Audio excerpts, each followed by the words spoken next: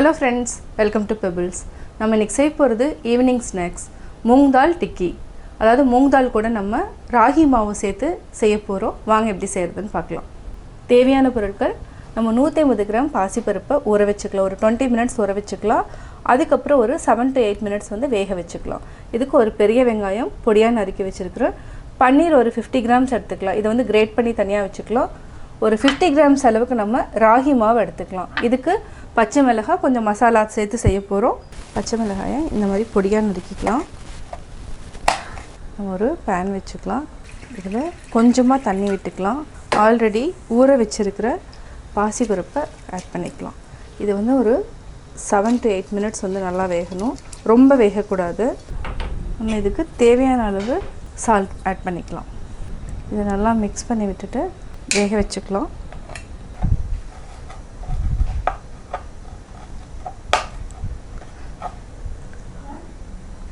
பாசி பருப்பு நல்லா வெந்துடுச்சு.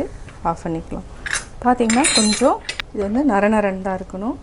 நல்லா வெந்திருக்கும். இந்த தண்ணி வடிச்சு ஆற வெச்சுக்கலாம். நம்ம வடிச்சுக்கலாம். வடிச்சு நல்லா ஆற வெச்சுக்கலாம்.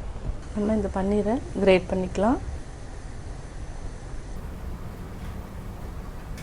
இப்போ பன்னீர் கிரேட்டட் பன்னீர் எடுத்துட்டோம். இப்போ ராகி மாவு, இது கூட பொடியா நறுக்கி வச்சிருக்கிற ஆனியன், தேவையான அளவு உப்பு, இதெல்லாம் மிக்ஸ் பண்ணிக்கலாம்.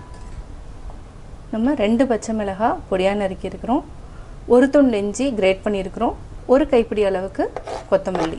இப்போ மசாலா போட்டுக்கலாம். ஒரு அரை டீஸ்பூன் அளவுக்கு நம்ம மிளகாத்தூள், சீரகத்தூள், மஞ்சத்தூள், 1/4 டீஸ்பூன் அளவுக்கு நம்ம கரம் மசாலா, இது நல்லா மிக்ஸ் பண்ணிக்கலாம்.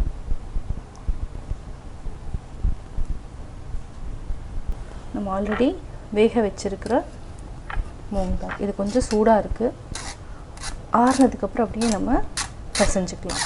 இது பார்த்திங்கன்னா இந்த மாதிரி தான் இருக்கணும். இவ்வளோ தான் வேகணும். அப்போ தான் வந்து சாப்பிட்றப்போ நல்லா நரநரன்னு இருக்கும். இது நல்லா மிக்ஸ் பண்ணி விட்டுக்கலாம். தண்ணி வந்து தேவையில்லை இதுக்கு. இதே போதும். தேவைன்னா நம்ம ஆல்ரெடி வடித்து வச்சுருக்கிற அந்த தண்ணியவே யூஸ் பண்ணிக்கலாம். இப்போ நல்லா பிசைஞ்சிக்கலாம். இப்போ நம்ம சின்ன சின்ன உருண்டைகளாக பிடிச்சி இந்த சைஸில் பிடிச்சிட்டு இதே மாதிரி நம்ம எல்லாத்தையுமே எடுத்து வச்சுக்கலாம்.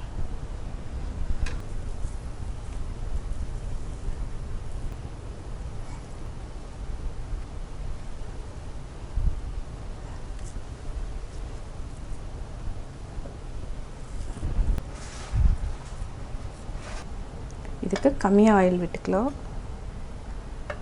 எண்ணெய் நல்லா காயிட்டோம். நம்ம ஒன்று ஒன்றா போட்டு எடுத்துக்கலாம். சிம்மில் வச்சுக்கலாம்.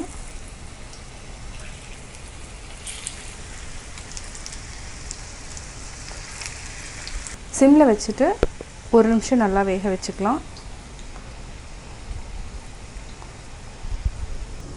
அப்புறமா திருப்பி போட்டுக்கலாம்.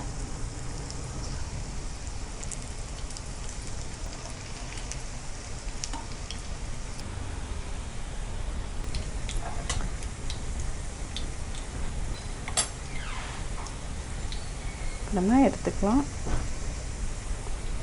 பார்த்தீங்கன்னா திருப்பி போட்டு பார்க்கலாம். நல்லா வெந்துடுச்சு. இப்போ நம்ம எடுத்துக்கலாம். எண்ணெயை நல்லா வடிச்சுக்கலாம்.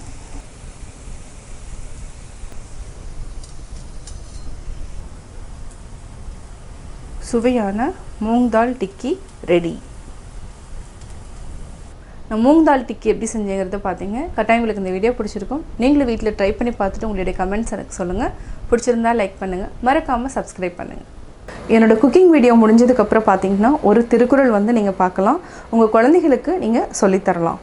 யாகாவாராயினும் நா காக்க காவாக்கால் சோகாப்பர் சொல்லிழுக்கப்பட்டு. யாராக இருந்தாலும் சரி நாவினை அடக்க வேண்டும். அரசனாக இருந்தாலும் சரி, ஆண்டியாக இருந்தாலும் சரி, நாவினை அடக்க வேண்டும். இல்லாவிட்டால் நாம் கூறிய சொற்களே நமக்கு மிகுந்த துன்பத்தை தரும்.